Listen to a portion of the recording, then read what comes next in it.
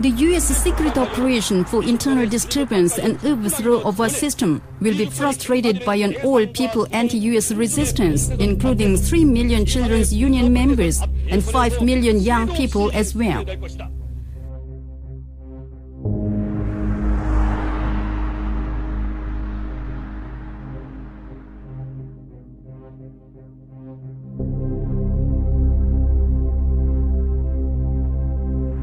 North Korean leader Kim Jong-un had been briefed, as I said, on military plans to potentially strike the U.S. territory of Guam. Kim Jong-un listened to a report of determination of General Kim Rakyum at the center of the command on the proposal of converging fire of the Guam Island the strategic force is now preparing.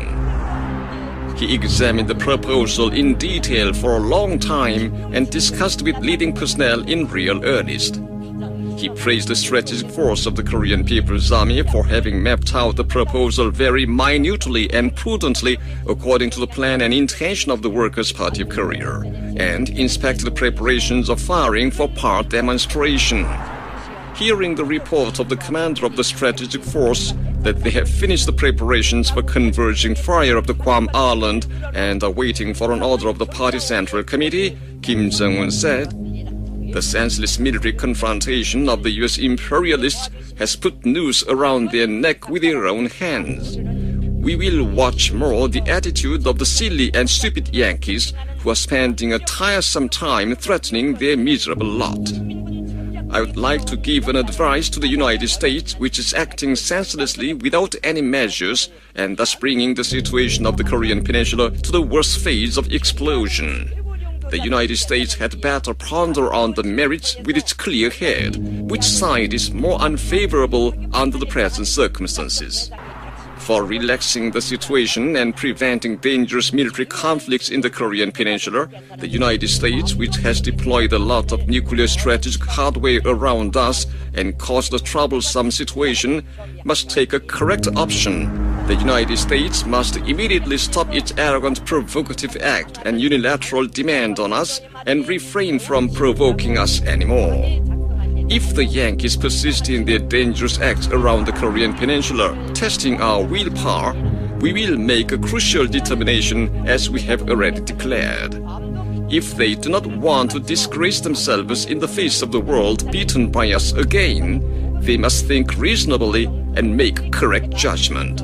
Defense Secretary James Mattis warned earlier today what will happen if they dare to do that. Listen to this. If they fire at the United States, it could escalate into war very quickly. Yes, that's called war, if they shoot at it. If they do that, then it's game on.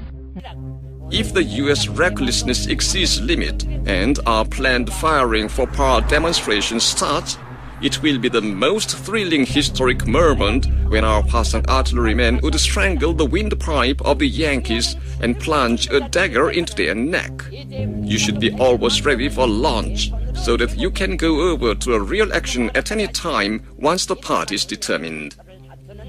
Elated by his deep trust, the service personnel of the strategic force of the Korean People's Army made a burning resolve to win the final victory in the anti-U.S. confrontation by scorching the targets of South Korea, Japan, the Pacific Operational Zone, and the U.S. mainland with the most powerful annihilative strike, flying the sacred Red Party flag and the flag of the Supreme Commander at every invincible launching pad once Kim Jong-un gives an order. Trump administration officials say they're pushing for a diplomatic solution to the North Korea crisis, even as the Pentagon examines all its military options. New reaction from North Korea. Ben?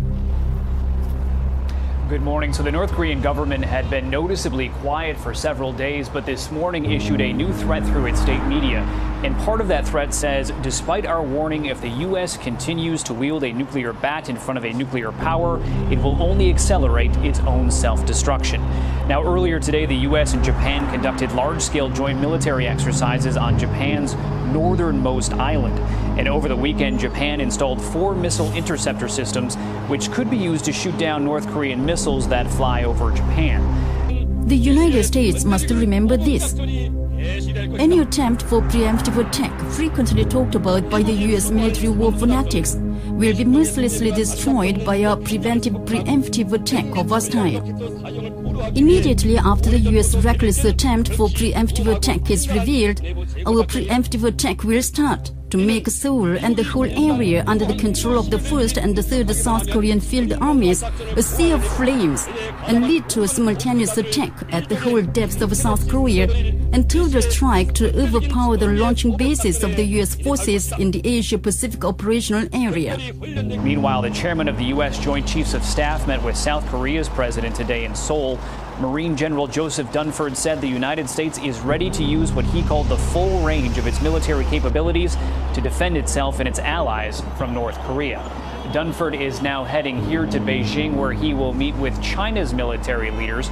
All these military moves in the ground, sea and air clearly show that the DPRK target nuclear war frenzy of Trump and the U.S. authorities has reached the extremely reckless stage beyond the scope of danger. As for the U.S. infeasible attempt to conduct a so-called beheading operation aimed at the supreme leadership of our revolution, preemptive retaliatory operation of our style to destroy the vicious plotters will start no sooner than the slightest provocation is made.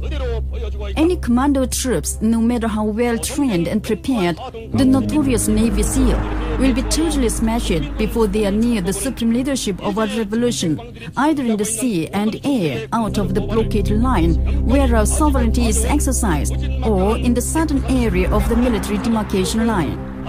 Once the U.S. moves for preventive war are detected, our army will immediately turn the U.S. mainland into a theater of nuclear war. It must not forget even a moment that its escalating attempt of aggression will only result in tougher military countermeasures of our army.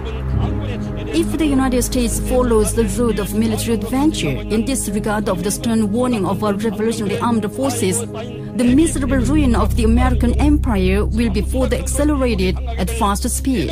Defense Secretary James Mattis said yesterday that a shot at Guam would, quote, could quickly escalate into war, and that the U.S. would not allow North Korea to use this island for target practice or relief to officials here.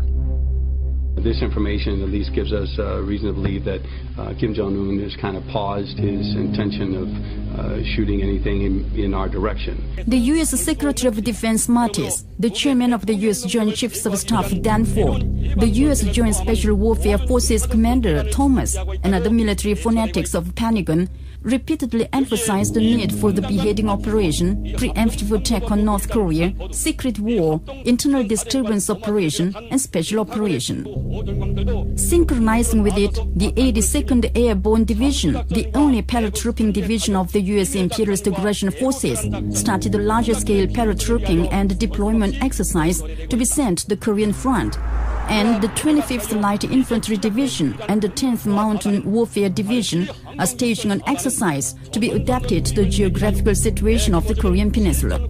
The formations of B-52H strategic bombers conducted a drill for dropping PDU-5B leaflets for psychological warfare at the Edward Air Base in California State as part of a secret operation to cause disturbance in the depth of our army. The 2 U.S. nuclear carrier striking flotillas, nuclear submarine, and many other naval forces are planned to be deployed in the waters around the Korean Peninsula. Now, the ball really is in North Korea's court. They can back down and take the Golden Bridge out that we have offered them, and that's what I think all of us hope will happen.